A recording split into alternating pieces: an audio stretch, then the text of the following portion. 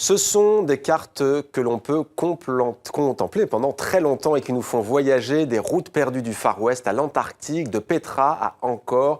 Le très beau Map Stories nous emmène dans des lieux qui encore aujourd'hui conservent tout leur mystère et qui nous racontent l'histoire des cartes époque à l'appui. L'auteur Francisca Matteoli, chilienne de mère écossaise, nous embarque dans ces territoires du bord du rêve, du bout du monde. Bonsoir. Bonsoir. Merci d'être avec nous, Francisca Matteoli. Map Stories, histoire de cartes, c'est donc le titre de votre magnifique livre. C'est aux éditions du Chêne. Alors, vous êtes écrivain de voyage, vous en êtes, il me semble, à votre 10e livre Oui, sur les grands voyages. Vous vous arrêtez dans ce livre sur l'outil incontournable de tout voyageur, il s'agit de la carte. Oui, moi ça m'a passionnée parce que comme je suis chilienne, au Chili, la géographie a énormément d'importance. Nous sommes loin de tout. C'est un pays très isolé. Donc déjà très jeune, j'avais l'habitude de regarder les cartes. Ça me faisait rêver. Je rêvais d'aller ailleurs, de voir ce qui se passait dans le monde entier. Et j'avais en plus un grand-père qui adorait les cartes et qui a été décisif dans le choix de ce livre aussi parce que je voulais lui rendre hommage. Il était capable de raconter des histoires formidables rien qu'en regardant une carte et en posant son doigt sur un lieu. Et ça m'a toujours fait rêver enfant. Et donc je me suis dit qu'un jour j'écrirais un livre, voilà, en souvenir de ça. Et vous avez déjà prononcé le mot rêver quand vous étiez enfant, outil géographique pour la localisation. Mais en quoi la carte est-elle aussi un support au rêve? C'est d'ailleurs à cet aspect précis que vous vous intéressez dans ce livre. Oui, j'ai voulu faire des histoires qui étaient très différentes les unes des autres. Le livre regroupe 22 histoires. Elles sont toutes, comment dire, je pense étonnantes. Quand on tourne les pages, on ne sait jamais ce qu'on va trouver. Et c'est vrai qu'une carte, c'est un support au rêve, à l'évasion, à l'inconnu. C'est-à-dire qu'on peut un peu la décrypter comme on veut. Évidemment, il y a les données qui sont inscrites dessus, mais à côté de ça, il y a tout ce qu'on imagine. Quand on regarde une carte, je crois que c'est ce qui fascine les gens, c'est que on peut inventer un million d'histoires. On peut se l'approprier en fait. Oui. Vous nous racontez donc l'histoire de noms mythiques, vous l'avez dit, à travers 22 histoires, 22 cartes anciennes. On va donner des exemples, bien entendu, on va les voir défiler à l'image. Prenons le Far West, c'est un terme que tout le monde a déjà entendu, que tout le monde a déjà prononcé, Far West, donc dans le chapitre qui s'intitule en route. Racontez-nous ce mythe. Mais moi, j'ai adoré cette histoire parce que d'abord, elle colle à l'histoire américaine. On imagine, on retrouve toute l'aventure des pionniers, des exilés, des gens qui partaient d'un lieu sans savoir du tout ce qu'ils allaient trouver. Parce que un dénominateur commun, quand même, de toutes mes histoires, c'est l'inconnu, l'aventure. Le côté pionnier. Voilà, et puis des choses qui étaient folles. Aujourd'hui, c'est beaucoup plus difficile. On dit toujours qu'il y a beaucoup moins de territoires à découvrir, mais c'est vrai qu'il y a beaucoup moins d'aventures à faire. Et à l'époque, eh bien, on faisait des aventures qui étaient complètement dingues. Et ces gens-là étaient capables de partir avec toute leur famille dans des chariots et de faire des traversées qui, je suppose, aujourd'hui, on aurait tué plus d'un. Et d'ailleurs, beaucoup y restaient. Et c'est ce genre d'histoire, je trouve que c'est fascinante parce que, justement, c'est une histoire humaine. Ça lie la géographie à l'humain. Et pour moi, chaque fois, la géographie doit être liée à la personne humaine. Elle n'est pas dissociée. Je pense que nous sommes tous très influencés par le paysage qui nous entoure et la géographie dans laquelle nous évoluons. Et ce livre raconte aussi ça, c'est-à-dire à quel point les gens ont été évolués et à quel point les gens ont évolué par rapport à la carte et à quel point la carte est marquée par les gens qui l'ont faite. Alors il y a aussi Aqaba, cette fois c'est dans le chapitre Terre sauvage, dans l'ombre de Laurence d'Arabie. Vous nous faites décidément beaucoup voyager dans ce magnifique ouvrage. Pourquoi est-ce que vous avez sélectionné Aqaba par exemple? Parce que Aqaba c'est le désert et que je voulais toutes sortes de lieux parce que les cartes ce ne sont pas seulement des routes. Alors dans mon livre ce sont certaines routes mais ce sont aussi des cartes aériennes, ce sont aussi des cartes qui parlent de rivières, de fleuves et puis il y a aussi les déserts entre autres qui sont des lieux mythiques. Et ce qui est amusant, c'est que dans les cartes, les premières cartes qui ont été faites, eh bien, les déserts, on les désignait seulement sous le nom désert. On n'avait rien à mettre dessus. Ouais. C'est-à-dire que c'était vraiment un lieu totalement inconnu. Et ça aussi, je voulais des cartes qui montrent des endroits où on peut laisser aller complètement l'imagination et qui sont totalement vierges. Alors, on va prendre tout à l'heure d'autres exemples avec vous, Francisca Matteoli, mais on va s'arrêter sur ce que représentent les cartes. Les cartes, en fait, elles comportent toujours une vision du monde. Vous venez d'évoquer le désert, c'est pas le monde tel qu'il est, il faut bien le préciser. Oui, c'est vrai, parce que en fait, les cartes, déjà, elles étaient faites par des gens qui allaient sur place généralement sans parler la langue, sans savoir ce qui les attendait. Et ensuite, quand ils revenaient, ils donnaient leurs informations aux cartographes qui eux-mêmes les traduisaient. Donc tout ça faisait évidemment que les mélanges étaient complètement incongrus et que quelquefois on se retrouve avec des noms qui sont faux, des distances évidemment approximatives, les dangers on les efface, ça on n'en parle presque pas. Donc au finish. Et puis aussi une chose qui est amusante, c'est que les couleurs des cartes, je prends par exemple le Chili, il est toujours représenté de couleurs rose ou de couleur bleue. Or, le Chili, c'est un pays extrêmement violent. Quand on connaît le pays, on se rend compte que c'est très très loin de la vérité. Si un enfant regarde une carte chilienne, il est persuadé que c'est le pays d'Alice au pays des merveilles.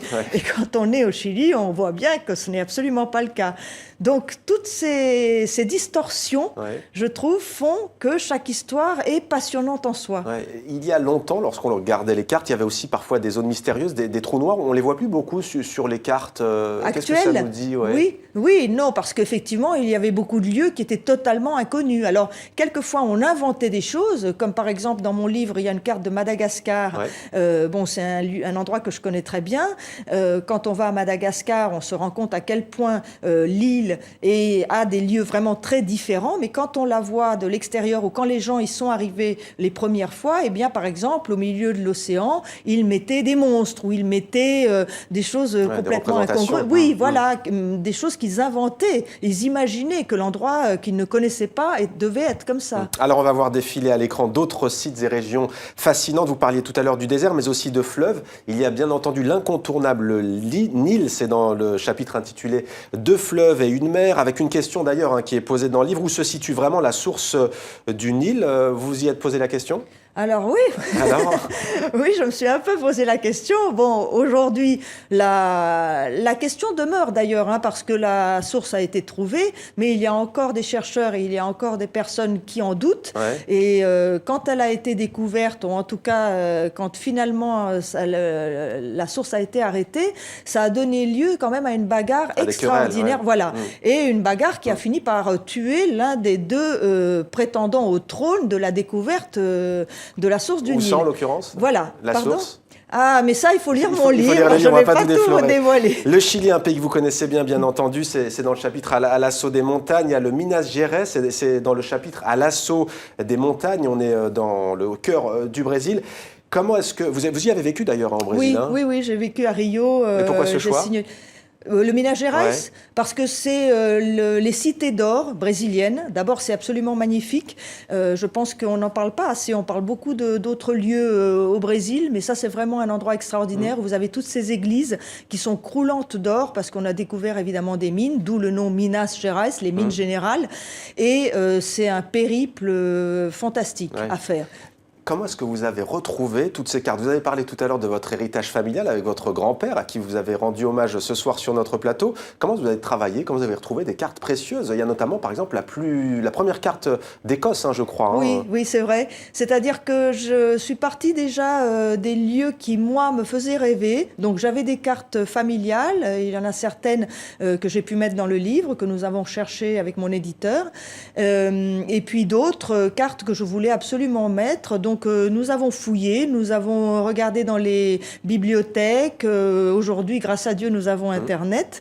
Donc, on peut aussi retrouver des documents que dans d'autres circonstances, j'aurais eu beaucoup de mal à trouver. Pour l'Écosse, par exemple, elle date du XVIe siècle. Oui, absolument. La première carte. Et dans le cas de l'Écosse, justement, c'est une histoire un peu particulière parce que ça, alors, c'était un autre hommage, évidemment, à ma mère.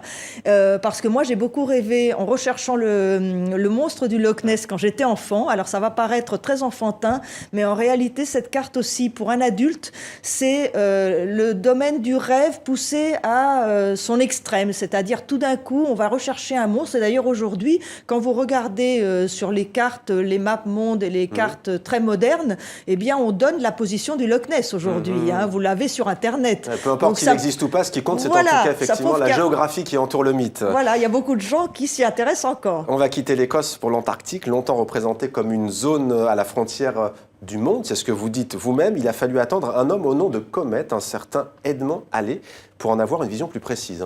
Oui, c'est vrai. Alors ça, c'est une carte. Moi, ce que j'aimais là et ce qui m'a fait rêver, c'est que encore une fois, comme le Chili, c'est des cartes qui sont très douces. On peut le voir, hein, parce que aussi j'ai choisi les cartes en fonction de la beauté, parce que ce livre, ce sont des histoires. Donc, comme vous le dites, des histoires que j'ai vécues, des voyages que j'ai faits. Et puis à côté de ça, c'est la beauté d'une carte en elle-même. Ouais. Voilà, le côté idyllique qui peut être idyllique ou qui peut être brutal. Hein, ça dépend. Les cartes sont toutes différentes. Et dans ce cas précis aussi, c'est une carte qui est très loin de la réalité. D'ailleurs, les gens qui y allaient, ils n'avaient aucune idée de ce qu'ils allaient trouver, des températures de folie auxquelles ils allaient devoir faire face. Et cette carte, quand on la voit, elle est presque trop belle pour être vraie. On voit que des blancs, que des bleus ciel. Voilà encore la distorsion entre la réalité et le rêve. Mais est-ce que vous croyez encore en l'avenir de la carte face aux progrès techniques et notamment au système de géolocalisation moderne? Oui. Bah justement, c'est ce que je voulais dire à propos du monstre du Loch Ness, c'était justement... C'était sur cette allusion. Voilà, cette allusion. Oui, j'y crois beaucoup. D'abord parce que moi, ça me fait rêver, donc je me dis que si moi, ça me fait rêver, sans doute, ça fait rêver d'autres gens. Et puis parce que je pense que justement, on a besoin, je pense qu'à notre époque, on a de plus en plus besoin de nous évader de tout ce monde Internet. On est, comment dire, on est trop... Coupé peut-être. On est trop saturé aussi, saturé d'informations. Et quand on regarde des belles cartes comme ça ou des beaux documents comme ça, quand on lit des histoires, j'espère que les miennes amènent la même idée, on s'évade. C'est-à-dire qu'on n'est plus dans le monde réel et je pense qu'on en a vraiment besoin aujourd'hui. Alors il y a aussi le Machu Picchu, Mare Nostrum, encore la Route 66, un numéro qui claque, dites-vous, dans le livre. On pourrait paraphraser un roman qui a reçu le Goncourt, La carte et le territoire.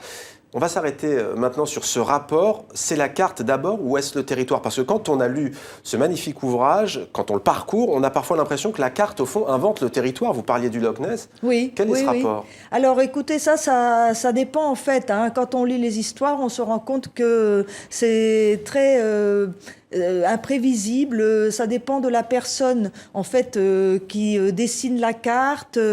Est-ce que l'œuf est avant la poule ou la poule avant l'œuf? C'est un peu ça. Oui. Je pense que la question reste posée. Hein. Il n'y a pas de réponse. C'est peut-être aussi ça qui fait que c'est si magique. Le jour où on aura une réponse à toutes les choses, ce sera nettement, ça nous fera moins rêver. Hein, je crois. Vous êtes chilo-écossaise ou écosso-chilienne. Vous parlez parfaitement le français. Quel est votre rapport à cette langue? Langue du voyage aussi? Le français? Oui. Pour moi, c'est une langue qui m'est très chère, vraiment, parce que la France est vraiment ma terre d'accueil. J'ai beaucoup de tendresse pour la France. Comme vous voyez, je n'ai pas d'accent, donc ça prouve qu'au fond de moi, j'ai sans doute voulu parler vraiment bien français. Et la carte de France, vous l'aimez? On l'appelle parfois hexagone, ça vous va? Oui, ça me va très bien, ça me va parfaitement bien. Merci beaucoup, Francisca Matteoli. Map Stories, histoire de cartes aux éditions du Chêne, un livre à offrir et à se faire offrir aussi en ces fêtes de fin d'année. Merci beaucoup d'être venu sur ce plateau. Muchas gracias. Muchas gracias et suerte, comme on dit au Chili. C'est vrai.